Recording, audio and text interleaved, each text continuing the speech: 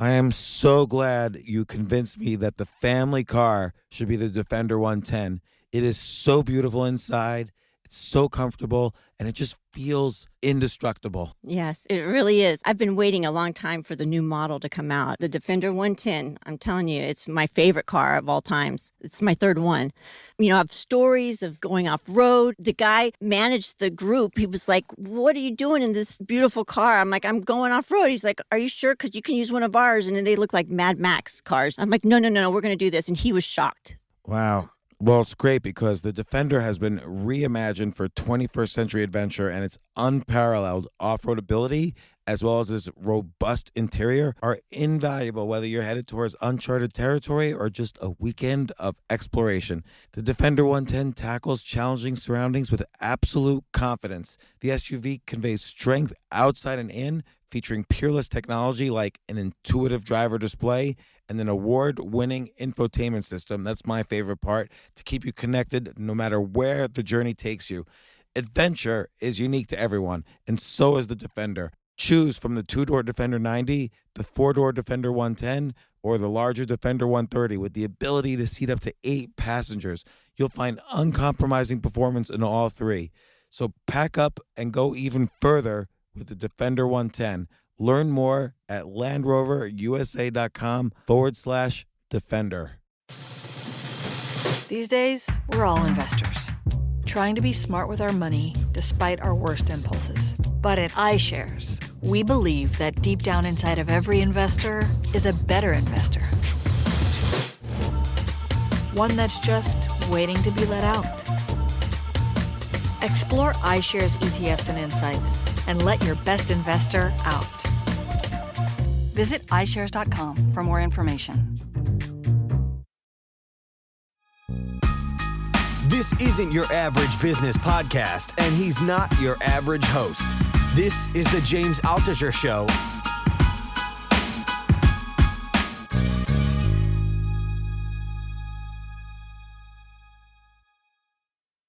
Jay, I've done over 1,300 podcasts now. The very first one I released on January 2014, and I had like 3 or 4 in the can. I remember I had like Mark Echo in the can, maybe Tim Ferriss, maybe Tucker Max, 1 or 2 others. And then that was early 2014. And Jay, when did you start working with me? I think it's 2016 because you always remember me as 28, even though I'm 35 right now. I cannot believe you're 35. How did that happen? I have no idea. Time flies. I worked with you for more than 6 years.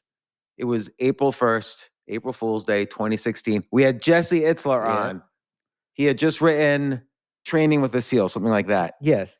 And that was good. That was a good book. Jesse's a great guy, great podcast that we met on. And then you switched around as an audio engineer at different places. And finally you came on as the producer of the James Altucher Show. Thank you. I've probably done about, I don't know, I mean, that's 6 years, and we do 3 podcasts a week. So we've done about 900 podcasts together. Oh yeah. It's sometimes more than that because like sometimes, you do other shows I've considered, and then I recorded those shows as well. So we do more than that. Oh my God. And look, here's the thing. And this is for any listener out there who would like to come on the podcast. Maybe you've written a book, maybe you've done something interesting and you have some good stories. I want to give you some advice specifically, but this is really for anybody who wants to write a book. And I'm begging you to do this, what I'm about to say. Write an interesting book. And I'll tell you what I mean in a second. I've heard so many things. After 1,300 podcasts, I look back and I say, well, how is my life better? Have I learned anything from all these amazing people who've been on the podcast? And, there's some things in common that everyone says, like, blah, blah, blah, sleep 8 hours, be grateful, don't eat sugar. Cold showers. Yeah, not that many people have said that lately. I don't know. Maybe it's like out of favor lately. I don't know. Yeah. But here's the thing. None of that's bad. I don't care about any of that. The reason why a lot of people say the same thing is because they're like scientists. They quote all these studies. Oh, people who sleep 8 hours a day are more productive than people who sleep 6 hours a day. People who are grateful are more likely to have this amazing thing happen to them. And there's all these scientific studies. oh, this type of meditation is better than this type of meditation, or this type of negotiation in business is better than this type of negotiation. Like the famous study where, you know, a bunch of students go up to people in a subway and say to them, "Sir, can I have your seat?" And 70% of the people get up and give them their seat without any questions asked. So there's all these studies. But here's the problem. If you write a book with just all these studies because you have some statement you want to make or something you want to prove, or maybe you did the studies, maybe you're an academic or a scientist or whatever, okay, it's fine. But how do I use those studies in real life? I'm not going to go up to people on a subway and say, "Hey, can I have your seat?" I'm never going to do that. And I don't know where else in life, like, I'm not going to walk up to people and say, "Hey, give me money." Like, I don't think that is the same thing as the subway study. So it's like all these scientific studies. Oh, when, 58% of people who are vulnerable are more likely to win the lottery than the 42% who are not vulnerable. Like, none of that stuff is actually applicable to real life. And then there's all the kind of business book, marketing books where it's like the same how to be a leader, listen to people, do active listening, and or how to be good at marketing, buy Facebook ad. Like, and I get it. Everybody wants to write a book so that they could say they wrote a best-selling book in their category. They're an expert. Please hire me as a speaker. Please hire me as a consultant. Maybe publish my next book. And I don't blame these people. They want to write a book. They want that credential for a variety of reasons, but they just don't have anything original to say. Or it's often not that. They're often afraid to say what's interesting. And I think we've done a pretty good job of saying no, not because people are bad or bad guests or whatever, but I just don't want to have people on who say the same thing over and over again. Even among my friends, I've lost friends by not having guests on. And, I, and sometimes we book guests and I have to cancel at the last minute because I don't like the book. And I hate doing that. I've lost friends over that. And, I take responsibility for that. I like to read the books as close as possible to the podcast because then everything is in my short term memory and hasn't yet moved back into long term memory where you don't remember as much as when it's in your short term memory. And I'm not blaming the authors. Once again, I'm taking responsibility myself. And again, here's the thing. Writing is a skill. And it's a different skill than writing a book. Writing a book means you sit down and you quote scientific studies and blah blah blah. But, it's hard to have the skill of writing a good story and to understand what's okay in a book. Some people are afraid to tell personal stories in a book. They think, oh, if I tell this personal story, it will, I need to do case studies that are real examples of my theories, not just link two random stories to my theories. But here's the thing. I'm going to give you some advice on how to turn your crappy, boring book into an interesting book. Number one, your story is always interesting. Whether you believe this or not, your personal story is the most interesting story you have.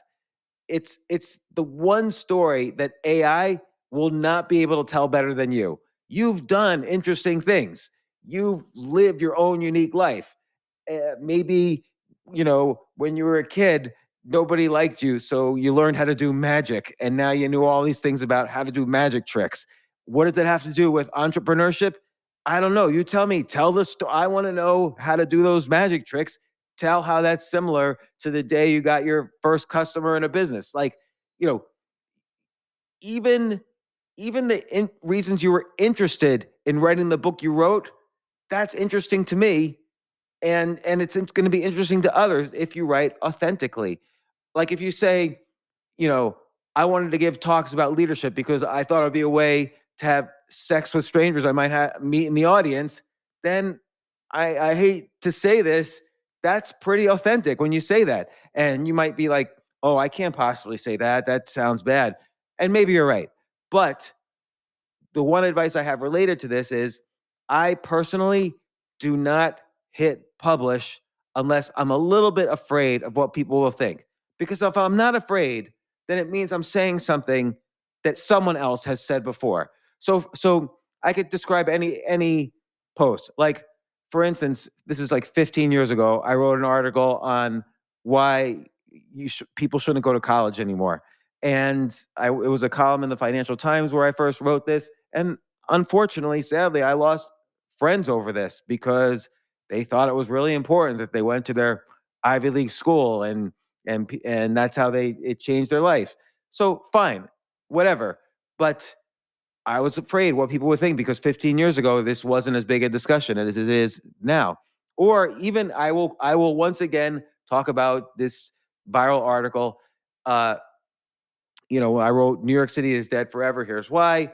I wrote it because I love New York. I was seeing all these problems. No one else was. Blah blah blah. But what was I afraid of? I wasn't afraid that 8 million people would hate me, which is what happened. I was afraid. This is the one article I had ever written where at the end I wasn't really optimistic about what was going to happen because I didn't know the answers about how to save big cities because of don't forget the economy was shut down for 2 years and big cities are expensive to run. And as this happened, people living in major urban areas moved out, particularly the tax base, and this is starting to cause problems now. But I was afraid because it was the first article I think I had written in that all I could in all the days I remember where I didn't offer a solution simply because I didn't know. And I remember thinking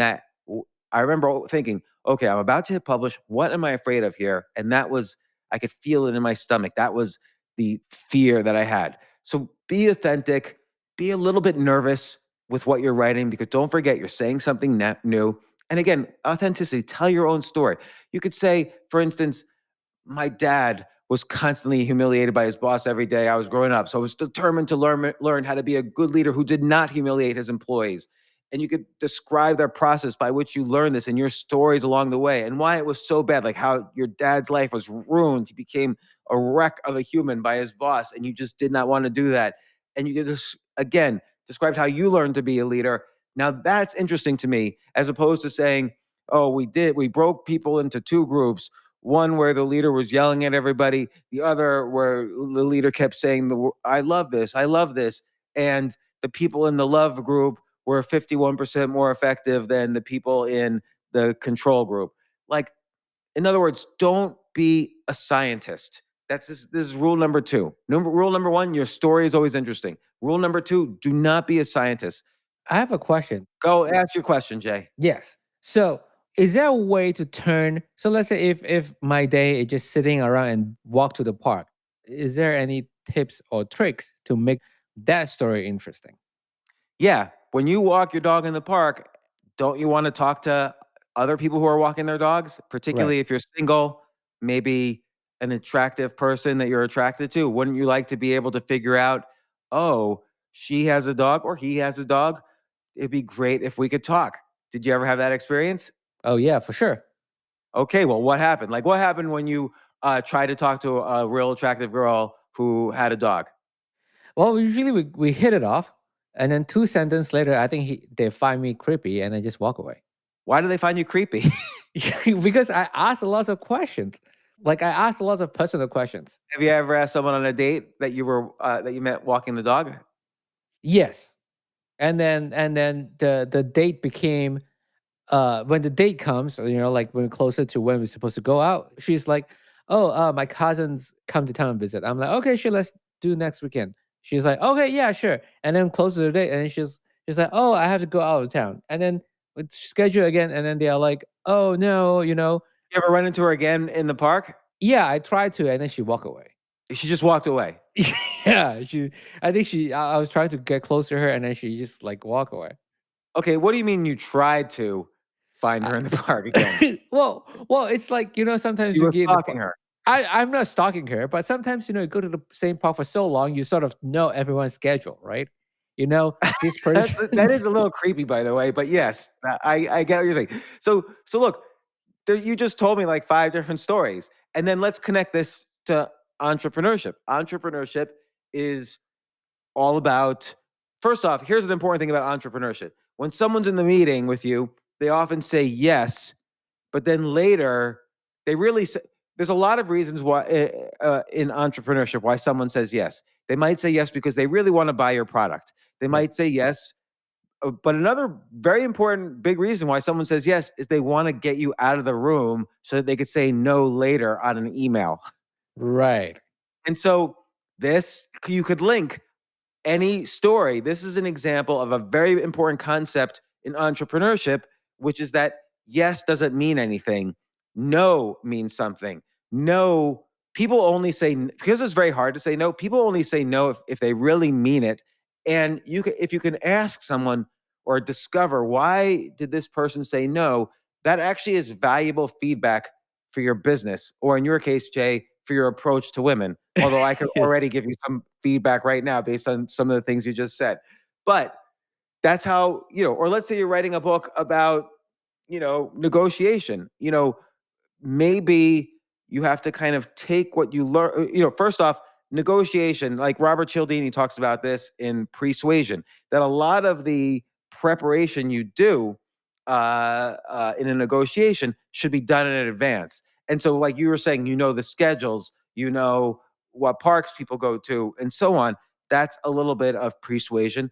But maybe you need to do a little bit more tribe building. So the Mm. tribe you found yourself in was people who walk dogs, but maybe you could also find other things in common with that person other than just the fact that you walk dogs. And that might be better for your quote unquote negotiation of asking them out on a date.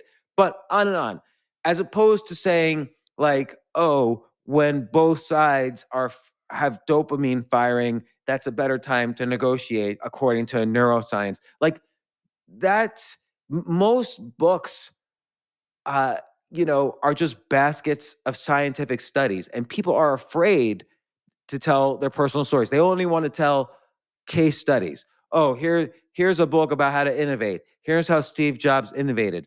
Okay, that's interesting, but I probably heard the story before. Unless you're telling me something really new, I probably heard the story before, and I really want you don't always have to tell your personal story. Maybe you could tell some story about how some random scientist in the 1800s innovated the toilet, and boom, that was super innovative. And I have never heard that. I don't know when the invention of plumbing was. So, like again, just because 7 out of 10 people give me their subway seat, this won't help me in real life. I'd rather know the story of why the professor did that research, or what someone was thinking when a student asked for their subway seat, or what happened when the author himself of the study tried the technique in real life. Now, now we also have to wonder, can an AI write this chapter? Like if you ask yourself, I'm writing a chapter on how to be a better leader. If an AI could write the chapter I just wrote, then you have to rewrite it and tell more stories. Tell your story, to live a unique life, and that beats the AI. Or write about other people, the more quasi obscure the better. When I say quasi obscure, someone potentially famous like the inventor of the toilet or air conditioning or whatever, or some baseball player who was great but not like world famous, or soccer player or whatever. So tell stories. Stories are the bridge to communicate ideas from your book to other people's brains. And I could tell you, I did an experiment. I talked about this in a couple of podcasts ago. I wrote an 80-page book a few Saturday afternoons ago about the neuroscience of persuasion. I never published it. I just wrote it using ChatGPT. I just wanted to see, is AI a threat to book writing? And I realized, first off, there was a particular way to use ChatGPT to make the book as interesting as possible. And I could discuss that somewhere else, another podcast perhaps. But it showed me that the one thing AI can't beat us in, AI will not live a unique life.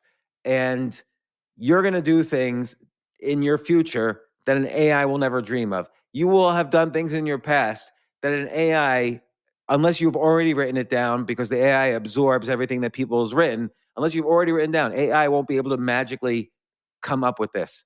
By the way, even though my biography is everywhere, and Wikipedia and articles and all this stuff, if I ask ChatGPT, hey, where's James Altucher from? It says Brooklyn. I've hardly ever was in Brooklyn in my entire life. The AI is not always correct, which we know now. But again, if an AI can write the book, or if the book is just a collection of studies, you need to rewrite the book.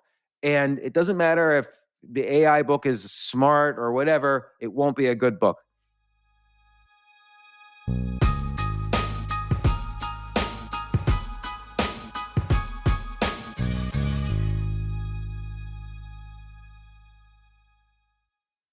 You know what I love about fantasy sports is that even though I'm not going to be a great basketball player or a baseball player or a football player or whatever, I feel like I get to participate and make decisions and use my knowledge of these different leagues to or these different sports to compete. So it's like I can pick my team or I can pick my favorite players and I could use my knowledge to make predictions and maybe even make money.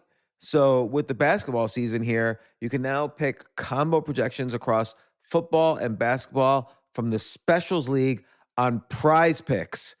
This is a league created specifically for combo projections that include two or more players from different sports or leagues. Want to play alongside some of Prize Picks' favorite players like rapper Meek Mill and comedian Andrew Schultz, who's also been a guest on this podcast, and I've been a guest on his? You can now find community plays under the promos tab of the app to view entries for some of the biggest names in the Prize Picks community each week. Look, Prize Picks even offers a reboot policy so that your entries stay in play even if one of your players gets injured. For football and basketball games, if you have a player who exits the game in the first half and does not return in the second, that player is rebooted.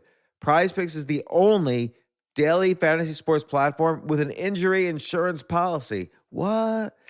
So I love playing it. I love anywhere where I can use analytical ability with my interests to demonstrate some skill and maybe make some money. And I like the game like aspect. I do wish they had chess as a category on prizepicks.com, but I'll settle for what they've got. Maybe I should make my own fantasy chess league.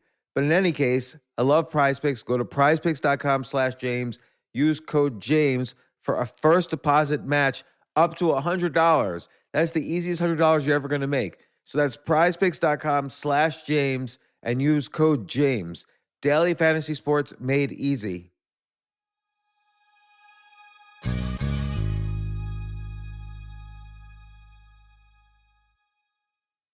The future of learning is definitely online. Like it's such BS that you have to spend $200,000 or take $200,000 in loans and go to some fancy school when it's useless. It doesn't guarantee you a job.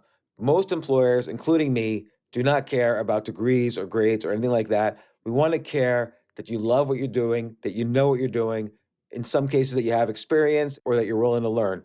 But people in general love learning and are curious. Like the key to success is curiosity. And I think masterclass.com is the perfect model for online learning. I'm really happy they're sponsoring this episode. If you're going to give a gift, give the gift of learning. Masterclass makes a meaningful gift this season for you and anyone on your list because both of you can learn from the best to become your best, from leadership to effective communication to cooking. Let me tell you some of the classes I've taken. I've taken comedy from Steve Martin. I mean, can you believe I can take a class from Steve Martin on comedy or Judd Apatow, my favorite comedy director? I could take an actual class from him on writing. Wolfgang Puck on cooking. Dan Brown on writing, or Judy Bloom, who's been on this podcast, on writing. By the way, Wolfgang Puck also has been on this podcast. It's such a pleasure. I try to take classes all the time from masterclass.com. And whether you're watching Masterclass on TV or listening in audio mode in the app or on their site, the quality speaks for itself. It's like these Masterclass instructors are your own personal mentors that are going to help you reach the next level. How much would it cost to take one-on-one classes on comedy from Steve Martin or on chess from Gary Kasparov? You just wouldn't be able to do it. But it would cost hundreds of thousands of dollars. With a Masterclass annual membership, it's $10 a month. Memberships start at $120 a year for unlimited access to one-on-one classes with all 180 plus Masterclass instructors. So it's not just $120 for one instructor. You get all 180 plus Masterclass instructors. Boost your confidence and find practical takeaways you can apply to your life and at work. And if you own a business or are a team leader, use Masterclass to empower and create future-ready employees and leaders. That's the real education in today's world.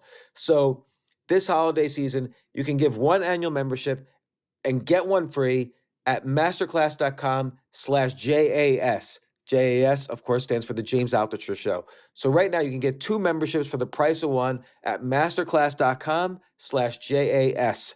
Masterclass.com/JAS. Offer terms apply.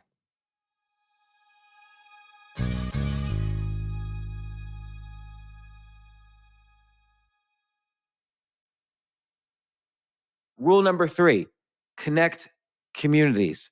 And this is really important. Like, uh, uh, I'll give you an example. So Annie Duke, she's been on the podcast twice. She wrote this great book called Thinking in Bets, and it's a very scientific concept. Actually, from statistics where it's possible that you could make a bet that is almost always going to lose money. I'm talking about a financial bet, but still it's the correct decision to make that bet because the expected value is positive. So if you make that bet thousands of times, eventually you'll make more money than you lose. Now, that's a boring way to describe it. But Annie Duke took this concept and she told stories from her poker career. Was a professional poker player for, like, I don't know, 20 or 30 years. She was able to tell the story from her experience in poker. Plus, she told other stories, many, many stories. And then she also told the history, the stories about the history of the early statisticians. And she came up with a unique book which combined poker, her stories, other people's stories, the history of statistics, and this concept of expected value to write a book called Thinking in Bets. So here's the formula. So she connected the poker world with the world of decision making, with the world of statistics. So unusual thing, which is this concept of expected value, this concept that you can make bets that almost always lose, but it's still the correct decision. Unusual thing plus real story plus scientific proof plus connecting communities equals good book. So remember that. Unusual thing plus real story, tell real stories, plus scientific proof, plus connecting communities equals a good book. Rule number 4, add to the frontier of knowledge. So whatever you're writing about, make sure you are saying something new. So I'll give an example. Range by David Epstein. Great podcast episode that I did with him. I forget, Jay, did we have David Epstein on once or twice? Oh, twice, because he came on for the How to podcast again. He used to host How to podcast by Slate. Oh, yeah, right. But anyway, David wrote this book, Range, which it studies the ideas behind the peak performance concept of the 10,000 hour rule. So Malcolm Gladwell wrote about the 10,000 hour rule, which was developed by Anders Ericsson, who's been on the podcast also. And it's basically this concept that if you spend 10,000 hours of what's called deliberate practice on something, you will be among the best in the world. So fine. But David Epstein added to the frontier of knowledge about the 10,000 hour rule. And I'll just say he has a unique background. He trained as a geologist, but was obsessed with sports. He became the youngest writer ever for Sports Illustrated by being their Science of Sports writer. So it's like idea sex. He did career sex, where he combined his career as a scientist with his love of sports to be the first sports science writer at Sports Illustrated. And that made him the youngest writer at Sports Illustrated. So this unusual expertise, combined with studying hundreds of stories of sports excellence and scientific research, allowed him to add to the frontier of knowledge of what creates great athletes. It might not be 10,000 hours of repetition, but a good synthesis of a variety of disciplines. That's why he called the book Range. And synthesis of all these different disciplines creates peak performance. And I remember to this day the stories, like he told the story of Pele and how Pele got to be the best soccer player in the world by playing something else called football in Brazil and combining that with soccer or football. So, it's not like this idea was a big secret, but Epstein uses real stories and backed as minimally as possible by science to write a good and unique book that expands the frontier of what we thought we already knew about expertise. So, number 5, very good. This is a very good rule if you want to write a book. Make an old idea new. And I'll use as an example Ryan Holiday, who is coming on the podcast in a few weeks. The guy writes a book every 6 months now. He's coming on the podcast to support his next book. But Ryan Holiday, Robert Greene does this too. They are the masters of taking an old idea and making it new. Ryan takes an old philosophy, Stoicism. No one has really thought seriously about Stoicism since 300 AD, 2,000 years ago almost. He takes this philosophy, takes a simple concept from it that is relevant to everyone, like discipline or ego or courage. And then he researches 30 to 100 modern day stories that exemplify the concept of discipline or ego, and and he takes modern stories, like he'll tell the story of Babe Ruth, or he'll tell the story of Napoleon or some scientist or whatever, and it'll exemplify how ego is the enemy or discipline is destiny. And it has an element of stoicism in it. Like he'll tell the story of John McCain being a prisoner in Vietnam and how he was very stoic in sort of, surviving through that difficult period. And this was unique. Other books about stoicism tended to focus on just the history of it and the history of the ideas rather than saying Babe Ruth or Lou Gehrig were stoics. So that was really fascinating. Rule number 6, and this is difficult, but I'm going to give you some shortcuts here. Be a really good writer. Now, this is hard. Again, I remember I started writing in 1989, no, 1990, because I saw this friend of mine who was pretending to be a writer. He always said he was a writer. I never saw anything he wrote. We were all like 21 years old or something. And the girl I liked was going out with him because she wanted to be a writer. She actually did become a successful writer. He was pretending to be a writer all the time. And I literally was thinking, boy, I want to be a writer. This looks pretty good. And that was, of course, the wrong reason to get into writing. But I eventually, very quickly, actually, I fell in love with writing. I really wanted to be a great writer. I was reading everything, I was writing all the time, but I was constantly writing. I was writing 3,000 words a day for years. And I wrote novel after novel after story after story. I got rejected everywhere. It took 14 years. No, it took 13 years from the day I started writing seriously before I got my first check, paid money for writing an article. I got $200 for an article I wrote about stocks in January 2003. And I framed that check, actually. I don't think to this day I've ever cashed that check. It's hard to write, but let me just give you some tips here. First off, study the best writers. Now, I just described some examples from some nonfiction writers who I think are very good. But the best writers by far are usually fiction writers. Why are fiction writers better than nonfiction writers?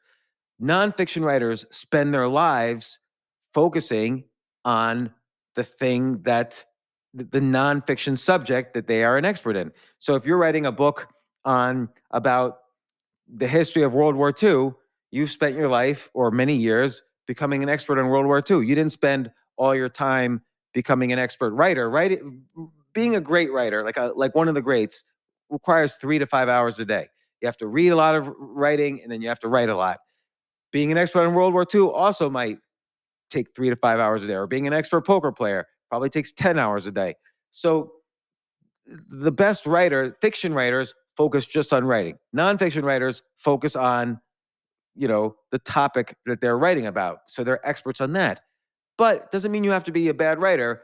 Uh, you know, Here the technique is, before you start writing for the day, read a great writer, maybe for an hour, and you'll feel the inspiration sort of bubbling up. And you'll learn from the great writers. I started doing this technique. I remember I was in, I had to write an essay in 12th grade, senior year of high school, and I couldn't write it. It was so hard. And my dad gave me a book by a great writer, and he said, just read a couple of chapters of this. And this is like probably the best, I'm thinking this now, it's probably the best advice my dad ever gave me, because he gave me some really horrible advice otherwise. But he said, read just a couple of chapters of this book. I read it, and I instantly, like, it's almost like it flew from out of the book. Like, I started writing my essay almost in the style of, I think the book was The Magic Mountain by Thomas Mann. and who now I wouldn't really enjoy, but he was a great writer, I think, of the 1800s. And I wrote this essay. I got like an A plus on it. The teacher was really impressed. She's like, I didn't know you could write like this. And even now, to this day, before I write, I always read good, solid fiction. There are some books I've read maybe over 200 times because I have like my go-to books that are inspirations for my writing. And I tend to read what I like to read is semi-autobiographical fiction. So now this is called literary nonfiction, but take a guy like Charles Bukowski or Hunter S. Thompson. They would often write books that felt like fiction, but it was actually very autobiographical. And so there are a lot of writers like that, and I tend to read those writers before I write my own articles or essays. And all of the writers I read, they're very self-deprecating, they're great storytellers, they're great writers, and the stories they tell are the vehicles that they use to exhibit their skill in storytelling. And so again, I'm going to summarize all of this. But one question, and that's raise my hand. So like with the Chat GPT, does that really matter if you're a good writer or a bad writer? Well, you're not going to use ChatGPT to write your book because if you do that, you're going to write a bad book. Oh, okay. If ChatGPT could write your book, then don't write it. Oh, okay. ChatGPT, people always say, oh, write a speech about bowel movements in the style of Abraham Lincoln. And then it's funny and it seems unique and whatever. But it's not really a unique story. And yes, maybe in one day in the future, ChatGPT will write stories that seem very close to unique and original, but they won't ultimately be unique and original because ChatGPT is drawing from a source which is like maybe all of Wikipedia plus all of Reddit as the data that it does its AI on. But Right. you yourself, it's not going to maybe write the story of what happened to you. All your experiences asking out thousands of women in the dog walking park. Only you could tell your unique story, and Right. only you could tell it in a way that has writerly skill. One thing for sure I've seen from ChatGPT is that it writes very clean articles, but they're not, but I could tell they're too clean. And Got even it. when you try to say, hey, mix it up, right in the style of Hunter S. Thompson or something like that, it won't really read like that. Like mimicking ultimately it doesn't do well. It doesn't work. And it doesn't really understand the nuances of how really great writers write. Gotcha. ChatGPT will not write like a good writer ever. I mean, okay, I shouldn't say never because it's going to get better, but always a great writer will be able to stay ahead, I think.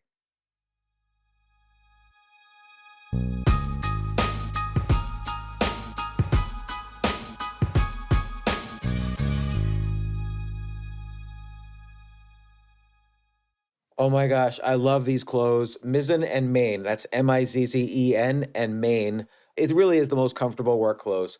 Travel clothes. I had to travel this whole week. I'm traveling for a week and a half, and I just took Mizzen and Main clothes with me. Close out 2023 in style with comfortable, breathable, packable, and machine washable pieces from Mizzen and Main.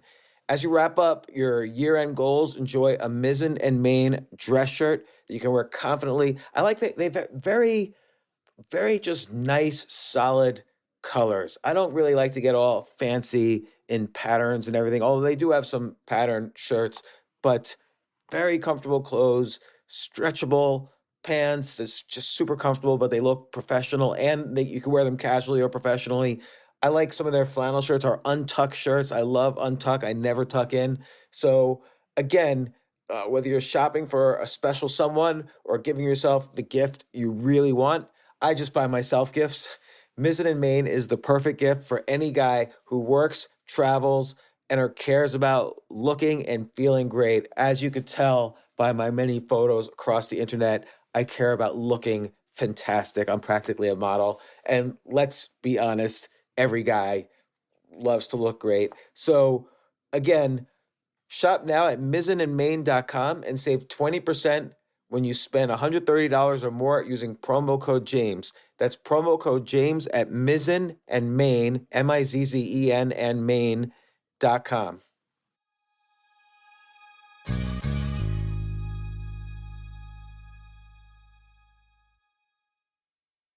This is such a valuable service for all business owners, big businesses, small businesses, doesn't matter. I wish I had this in the many different businesses that I've started. Sometimes it seems like your business is humming, but then suddenly you don't understand it. You're starting to fall behind. You're not understanding where your costs are, where your revenues are, where your payments are. Teams are buried in all sorts of like BS work, and you can't seem to close the books. So you need like one dashboard, one source of truth. I'm jealous of this business, NetSuite from Oracle, of course, NetSuite by Oracle. I wish I'd come up with this idea. It's a brilliant concept to have all your business intelligence on one dashboard. This is why you need to know these three numbers: 37,000, 25, and 1. So 37,000, that's the number of businesses which have upgraded to NetSuite by Oracle. NetSuite is the number one cloud financial system, streamlining accounting, financial management, inventory, HR, and more. 25. NetSuite turns 25 this year. That's 25 years of helping businesses do more with less, close their books in days, not weeks, and drive down costs. One, because your business is one of a kind. So you get a customized solution for all of your key performance indicators, your KPIs, in one efficient system with one source of truth. Manage risk, get reliable forecasts, and improve margins. Everything you need to grow all in one place. So right now, download NetSuite's popular KPI checklist designed to give you consistently excellent performance absolutely free at netsuite.com/James. That's netsuite.com/James to get your own KPI checklist. netsuite.com/James.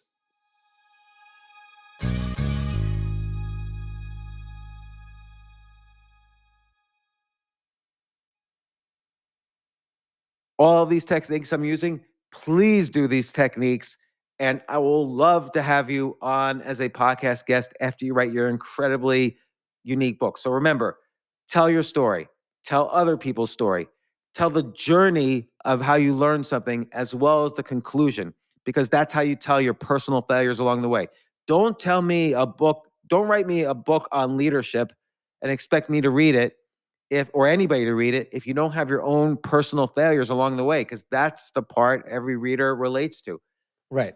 Make an old idea new, whether it's stoicism or the art of war. Like Stephen Pressfield wrote The War of Art, which is kind of like Sun Tzu's The Art of War, except about art. Synthesize ideas like David Epstein did in Range, Annie Duke did in Thinking in Bets. Don't just quote science or other people's ideas. I don't care about some scientific study that was conducted at the University of New Hampshire. Just just tell me. You could mention the academic source a little bit, like maybe a tiny bit, but you don't even have to. I want to know what happened to you. Uh, be an experiment of just one person. That's what I care about, is your story. Ask yourself, can AI write this? If AI can write it, let it. Don't just use AI to write your book and publish it. Everyone will see right through that. Or even if they don't see right through that, they'll be bored with your book. Answer these questions: who are you? Why are you? And why now? So, for instance, I'm writing a book about my journey as someone over the age of 50 who is trying to once again master a skill that I had previously mastered when I was in my early 20s. So I was a chess master in my early 20s. I stopped playing in tournaments as I became more serious about family and business and all that. And now I'm starting again, and it's so hard, but I've learned, and I'm failing so much. But I've talked to neuroscientists, psychologists. I've had so many like weird and wild stories that are just insane. And so who am I? I'm a writer, chess player, and someone who's, as an adult, as an older person, trying to improve. Why am I? I'm someone who's always interested, for whatever stupid reason, in taking on challenges that are probably too hard for me. Like I wish I was, I loved making bonsai trees, or I was a bird watcher, or I collected, rocks or something. Why now? So again, the questions are: who are you? Why are you? Why now? And the why now is, well, Chess, as an example, has reached new heights in popularity thanks to the TV show The Queen's Gambit. So 100 million people have registered accounts on chess.com. And right now happens to be the point when I'm doing this. So that's why now. And adult improvement during the pandemic became very important to people because they had to figure out things to do and things to learn, and how the brain changes as you're an adult is very much related to how you improve. So that's the why now. And the answers to these questions are unique for every writer and for every story. Jay is a shy person who owns a dog. And why is he? He's single, or he was single, and he was asking out girls on his dog walking. Why now? It's because during the pandemic he got a dog and was walking them all the time. And this is an interesting topic as people fought with loneliness during the years that they were isolated. I was So very lonely. yeah, see, so this was, and a lot of people were, and so it's very important to understand, why are you writing this book now? That's again part of, you know, and as you dive deeper into that with stories, maybe even stories from your childhood or parents or whatever, as you answer these questions and revolve it around a topic, which is the idea of the book, that makes a unique writer or a unique story, a unique book. So again, this is all not a summary of how to be a good writer, but just the tip of the iceberg on making a book that is interesting enough to be shared with others on, for instance, a podcast, a speech, a consulting gig, coaching, whatever. And again, this doesn't mean everybody should write their expertise books, and it doesn't mean people shouldn't write the books they're writing, even if it's a bad book. I 100% respect that people are writing books for all sorts of reasons. It doesn't have to be a Pulitzer Prize winning a book, but just in terms of what I want to have on this podcast, that's the filter. This is the type of book I recommend everyone write if they're writing an expertise kind of book. And this is just a few tips how, if you're not a writer, you can still write a book that moves the needle and stands above the rest. And if you do this, I promise you, I look forward to having you on this podcast. Yes, I will be on your podcast. You're going to write the book about asking out girls on your dog walk. Yes.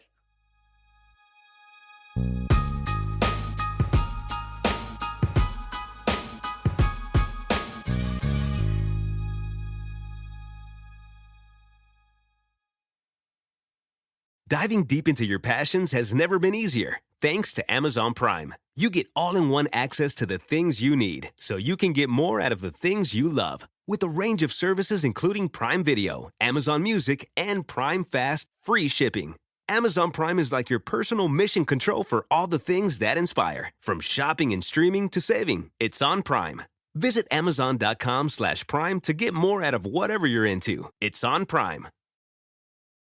It's time to save. Clear the Rack is on at your Nordstrom Rack store. For a limited time, take an extra 25% off clearance. All sales are final. Hurry, shop this sale at Nordstrom Rack today. Please see nordstromrack.com or ask a store associate for details.